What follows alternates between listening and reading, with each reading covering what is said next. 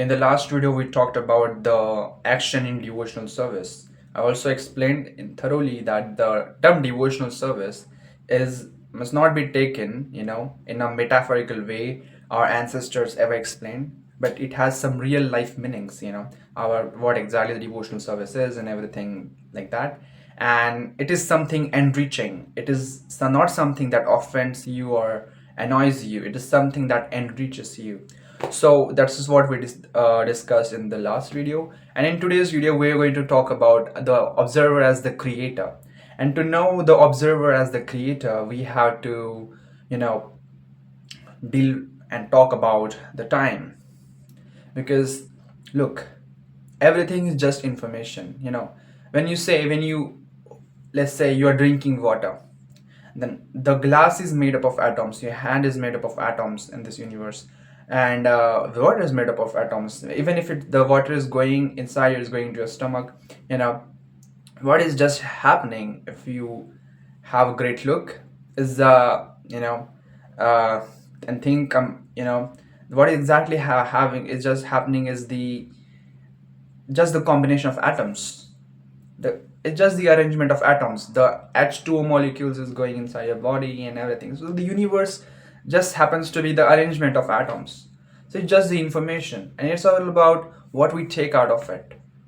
Well, when you talk about the time, the time, even the past and future part of the time, are nothing but just the information. Well, a few days ago, I posted this on X, that what is the difference between a past with no proof and a dream? Well, it's just information, you know. So the past only exists if it has an influence on your actions in the present. And when you talk about the future, even the future is not real. It's just a piece of information. But if that piece of information is having an influence on your actions in the present, then even that future is real. So it's all about what information you consume in the present, and how it governs your actions in the present. That is what is considered as real. Well, everything else is just, what do you say, it's just a piece of information. Well, all the thing depends on how that piece of information affects your actions in the present. And one of the things I wonder about, why do we remember our past and not the future? And we'll say, how do they know their future and things like that? Now, let me tell you, as I said, the past is not real, the future is not real. It's all about the information we consume and have it as an influence on our actions in the present. Well, the past is an information we are familiar with because it has been the part of present, but the future is something which is going to be our present. So how to remember the future? So the way to remember the future is by creating one ideologically and have it as an influence on your action in the present. It's just a piece of information, guys. As I said, the past, see, when you take the information of familiar past as something that is guiding your actions in the present, then what you're going to create is the same past. But when you are going to create and remember the future by creating ideologically and having it as an influence in your present, then you are always going to create something new. You are going to be the creator. So the more you stick yourself to the present, the more you sync yourself with the present, the more you become the creator in this universe. Now, an average person, in today's world, does not know this. He just creates he just continually repeats his past. He makes his information of his past, not knowing. He thinks that it's just not information, it's reality. Well, everything is information. The only thing real is that whatever information we have, if it has an influence on your actions in the present, that's the real thing. So an average person in today's world has the past, familiar past, as the only thing that has an influence on their actions in the present. And that takes them far away from the creator, being the creator. So an observer of this universe, as I said, as the creator, the person departs away from being the creator by not sinking himself to the present. Well, the more you sink yourself to the present moment, which is the only real thing in the space-time universe, the more you become the creator. And this is how the observer becomes the creator in this universe. One of the things I want to talk about, is the hyperspace perspective, which is discussed in my book, The Next Level Observer Effect. It has been discussed at an introductory level, but there are a lot of things you can actually conclude from that. One of which I'm going to discuss in this video. So, majority of scientists say that the increasing entropy of a universe just explains the forward motion of time. They say that the increasing entropy of our universe, explains the forward motion of time. Well, I don't find this quite right. And let me tell you why. Now, in hyperspace, where there are extra dimensions, and when in the lower dimensions where there is a space-time universe, when in that frame, when you look at time, then whatever direction the time moves, it has no influence on the entropy of the universe. I mean, let's say if you reverse the time, the arrow of time right now, then the things are not going to take reverse direction. For example, like when you reverse a video on your phone, it's not going to happen in the same thing. The same thing is not going to happen in the universe. Let's say you switch the arrow of time, because as I said, the past does not exist at all. It's just the information you perceive in the present. So once the universe has been choosing to be the way that creates the increasing entropy, and it will do so no matter what direction the time switch with respect to the hyperspace. It will do the same thing wherever you switch it, wherever you flip it. It's like, I mean, let's say you're driving a car, and let's say you take a 180-degree turn. So that's not, so the front part of your car is not going to get behind of the car, right? So it's like thinking that way, that the reversing the time is going to reverse everything. And like if you watch the movie Tenet, by Christopher Nolan, nothing like that is going to happen, because the universe is will be it doesn't affect at all. So with respect to the hyperspace where you switch the arrow of time, the universe has choosing a fact that the entropy of the universe always increases, and it's still going to be that no matter where you move the arrow of time, with respect to the hyperspace. And that is one of the amazing conclusions you can get by this perspective, which comes from nowhere, but something more, something above than the universe itself. That is the hyperspace perspective. From the hyperspace perspective. If you are given two choices, let's say that you have a universe where everything you want can be created with a snap, and you just get it. And on the other side, you get the ideal universe as the way it is. Then what will you choose? And let me tell you, me as being who has been got educated throughout this process, I will choose this ideal universe, because this is where the process comes in, and the process is enriching. It's not about the fruit. It's not about having that fruit with a snap and enjoying it. You can't even enjoy it.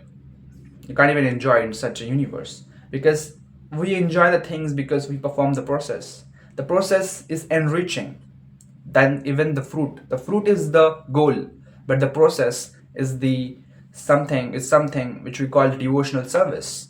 It is the devotional service, the process, the right process, the actions throughout the process. When we can receive the information from the familiar past, from the future, and how it affects our actions when we are conducting the process, it really is the part of the devotional service. And I mean, it is the devotional service conducting the process. So in a universe where everything can be created with a snap by not performing any high kind of work, or I mean, and I will not say but any kind of process, in a universe where everything can be achieved with no process, is not enriching. But this universe, ideal universe, is the best universe to choose, because it contains it. One has to perform the process to become the owner of a fruit. No matter where you start, you are rich, you're born in rich family or you're born in poor family, whatever financial status is, you have to be the creator and you have to perform the process. And that is what makes you the real owner. The real owner is can only be made when one performs the process. And there is no exception to that. And yeah, so the universe, the way it is the best. It's the best of all. It is enriching, and the performing the process, under the cause of supreme being, which we call God, is this devotional service. So in example, we had a universe where everything can be created with highest non-symmetry. And on the other hand, we had a universe where everything can be created with highest symmetry. I mean, everything has to be created with symmetry, highest symmetry. There's symmetry in the universe, our universe.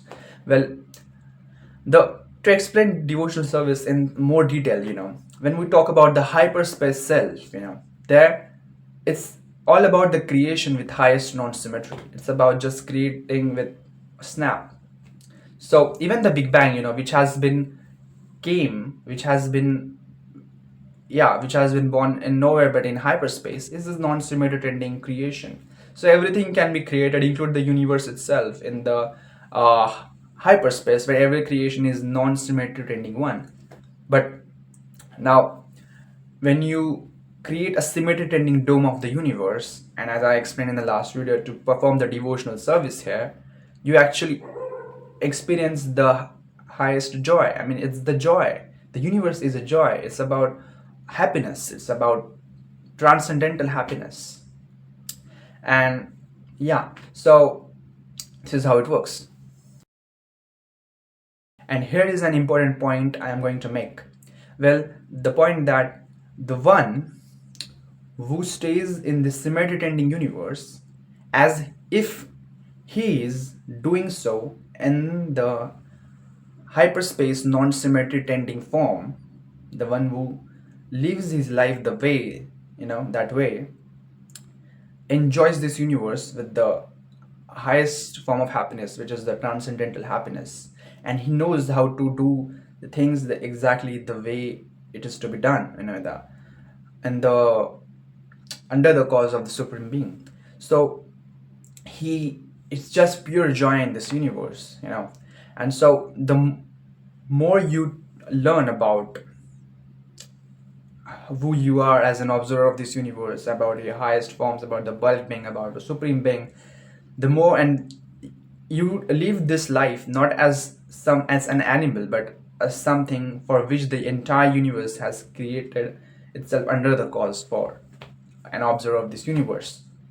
Now, and this life is just transcendental, and one more thing about information I want to talk in this video is that the information we are fed in this universe.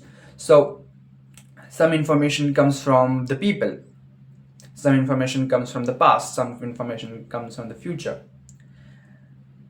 and it's just about how we allow this information to influence our action in the present.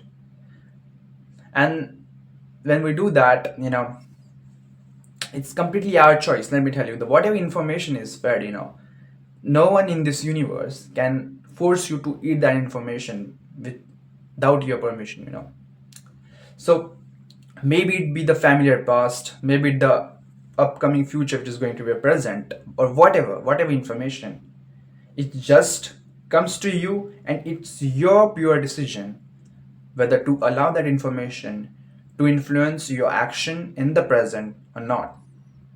And that is how you create your life, and you become the creator in the universe. And one more thing I want to talk about is the universe, stars, galaxies. Now, whatever you achieve in this universe, let's say you are a singer, let's say you won something great, had a great achievement, and you have performed the process, you have done something under the cause of supreme being, then how it affects the universe around us. I mean, is just an earthly proof that you are achieved something, but what it has anything to do with the outside universe? Well, if throughout my book, the next level observer effect, you actually get the lens to see the thing in its clearest form. And we also, by doing that, we just provoke that feeling we have familiar so much too psychologically, that we now again try to enjoy, we again now start to enjoy those things even from the very beginning. And with those lens, you can see that any action that has been conducted under the cause of the supreme being has the cosmic proofs. Now, when I look the cosmic proof, how, what do you, I mean, the proof is in form of nothing but the preparedness of the universe. The universe, the way it is, if a Betelgeuse star, let's say, goes into supernova, now, then it is due to an observer of this universe being the creator and performing the process under the cause of the supreme being. And that is the cosmic proof of that. And it's not just about the Betelgeuse, it's about the entire universe the way it is. Let me tell you, the universe has been created itself under the cause of the observers, and the observers performing the devotional service. The existence of observers and the observers performing the devotional service, is what for the universe has been created itself for. That's the cause and effect. I mean, that is the universe has been created itself under the cause of observers and observers performing the devotional service. So that's the cosmic proof. And it really changes your vision on how you look at this universe, and you start to enjoy the process still further with this knowledge. The knowledge is a great thing, and it's all about how you influence your act, how you the knowledge is a piece of information, and it's all about how you allow this piece of information influence your action in the present. And that's how you become the creator as an observer of this universe. And this is today's video. This is video number 9, and this is the second last video of our series, the next level observer effect, summarizing my book. And tomorrow would be the last video, the video number 10, and we are going to talk about the purpose of this video, the purpose of my book, the next level observer effect, and yeah, so tomorrow will be the day 10, of the summarizing my book, the next level observer effect. The video number 10 of summarizing my book, the next level observer effect, will be the last video of this series. And yeah, so I hope you enjoy these videos, and any concepts, if you're finding it very difficult, if you're throughout these videos, then you just have to grab my book, the next level observer effect. Come on, because I have given an ample amount of time writing that book, and I have explained every single detail. I have given more proofs that I may not have included in this videos. The book is huge, it's like a 200 pages book or something like that, and it's a huge book. So you're going to read it, and everything is mentioned very detailed there. And if you're finding it tough in these videos, you must just read that book, and it's more concepts I explain in that book. So just grab that book, the next level observer effect. It is available on Amazon and various marketplaces worldwide. And this is for the today's video.